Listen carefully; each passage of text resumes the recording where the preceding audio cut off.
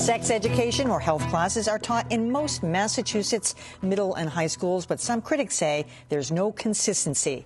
That's led to renewed calls on Beacon Hill for mandated statewide standards and pushback from those who want less, not more, sex ed in public schools. Here to discuss the controversy, Boston City Councilor at Large Ayanna Pressley, who sits on the Committee on Women and Healthy Communities, and Maureen Vacca, the Director of Public Policy of the Massachusetts Family Institute. Thanks for both of you. Well, I'm going to start the conversation saying, Ayanna, both of you answered this, but since we have sex education in most schools and most districts, what's the issue? Why do we need more?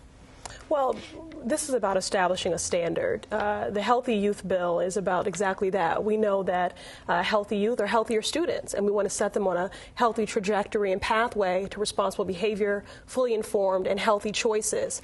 And currently, access to that information is really arbitrary and ad hoc. So we need to, for those schools that are willing to participate, establish a standard of a culturally competent, medically accurate, age-appropriate, comprehensive curriculum that includes abstinence. Maureen, sounds reasonable enough. Why not? Well, currently we have health education frameworks that exist, and it is a local option. So school districts can glean from those frameworks or implement the full frameworks depending on the needs of their students in their community. So what we support at MFI is local control, where the frameworks are used, but they're not mandated.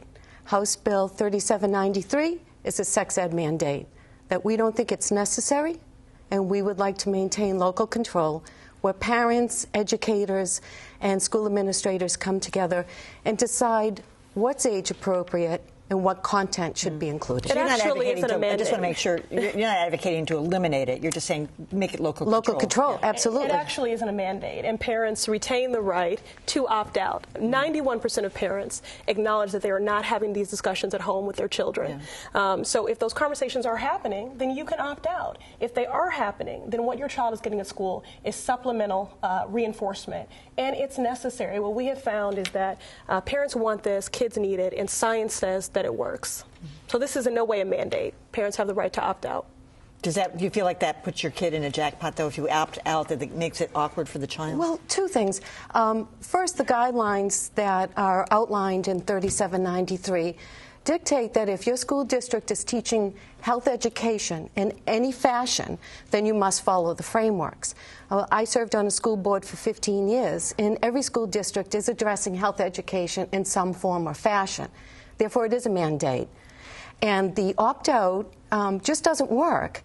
The opt-out provision says that parents have the right to opt out, but parents aren't aware of what's going on. But actually, the legislation it strengthens parental rights because it requires them to be notified. She's saying that parents don't know but there what's is going no on. process or procedure for parental notification. For instance, in my district, when parents sign that course selection that the kids bring home in the spring, prior to their fall term, they choose electives. And just simply by signing that form and returning it, I have legally been notified as a parent that in the upcoming school year, my children will be taught sex ed. So, let's talk about parental notification. What form does it take? In today's day of technology, what's the issue with sending an email home? Or better yet, how about putting the courses you're going to teach, the subjects you're going to introduce from K to 12, how about putting that on your district website?